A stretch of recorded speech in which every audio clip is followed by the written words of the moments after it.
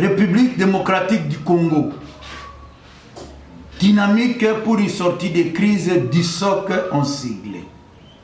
Jour J-, 677 jours conformément à l'article 73 de la Constitution.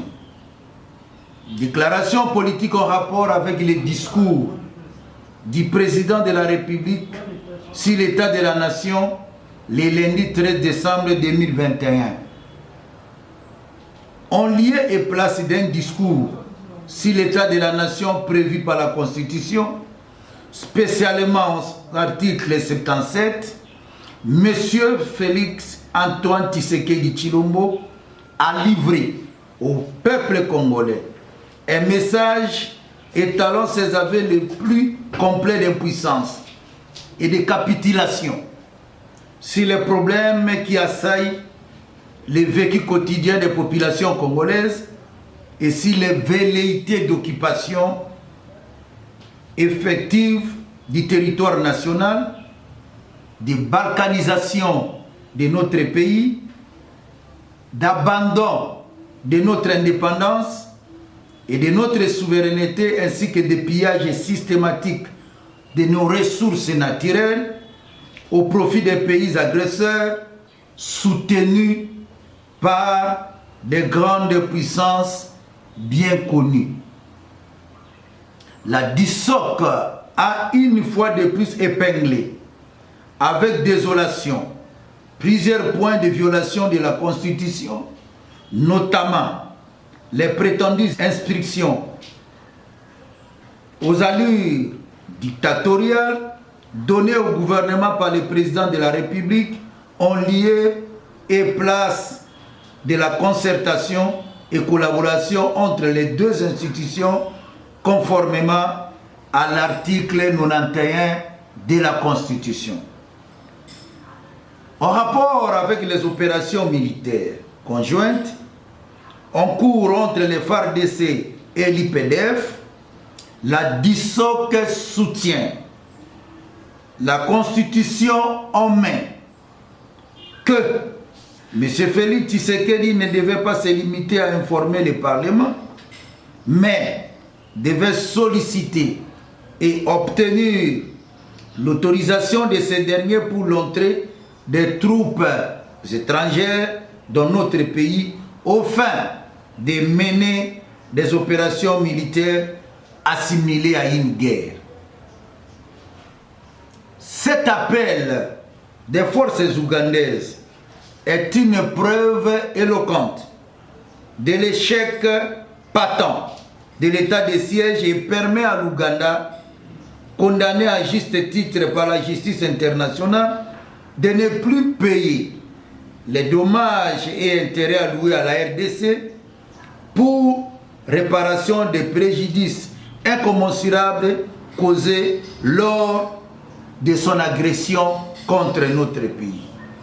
Pour la DISOC, le discours de M. Félix Tshisekedi contient des faiblesses majeures, dont voici les plus saillantes.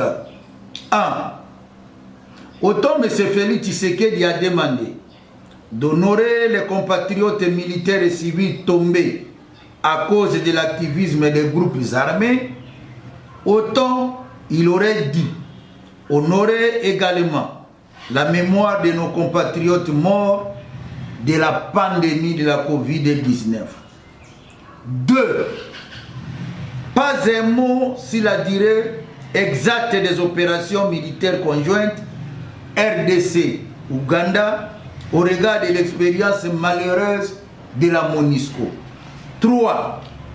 Pas un mot sur le nombre d'identifications des localités reprises, ni sur le nombre de terroristes et autres forces négatives capturés et ceux qui se seraient rendus au FARDC. 4. Aucune allusion faite aux forces négatives qui écument les localités situées le long des frontières RDC-Rwanda et RDC-Burundi. 5. Pas un mot sur le consensus indispensable entre toutes les parties prenantes aux élections, ni sur la dépolitisation de la CENI et la réconciliation des Congolais aujourd'hui frayés par le tribalisme. 6.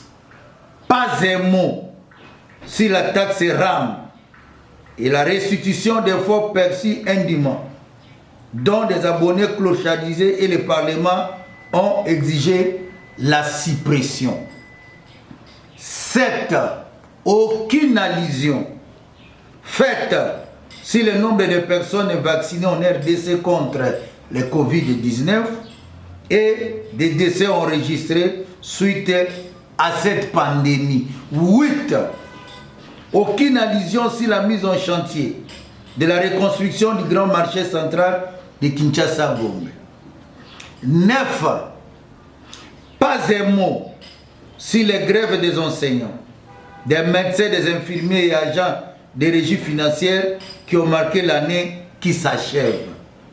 10.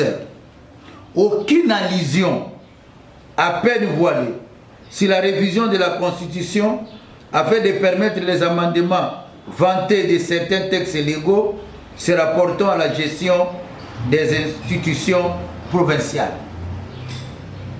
11. Aucune allusion sur les causes objectives ayant provoqué la déstabilisation des assemblées et gouvernements provinciaux, dont les 14 provinces ciblées par les pouvoirs en place, tireurs des ficelles au regard des interférences du pouvoir central sur les provinces. 12. Aucune allusion sur le projet de butinage des routes dans les provinces issues du Grand Bandundu, du Grand Équateur et de la province du Maniema en 2022. 13. Aucune allusion sur les ambitions affichées de notre équipe nationale de football pour sa qualification à la Coupe du Monde Qatar 2022. 14. Aucune allusion sur le dossier Minembwe qui continue à opposer les communautés dans la province du Sud Kivu. 15. Aucune allusion sur la nature juridique de l'union dite sacrée de la nation dont les prétendues bonnes intentions sont gobées par un conglomérat de ventriotes frappés par la pétricassie. 16. Aucune allusion faite sur l'entretien, la réhabilitation et la construction des routes de désert agricole en milieu rural. 17.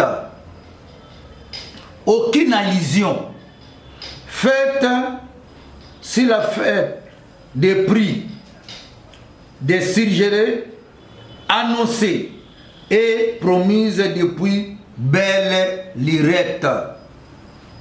18.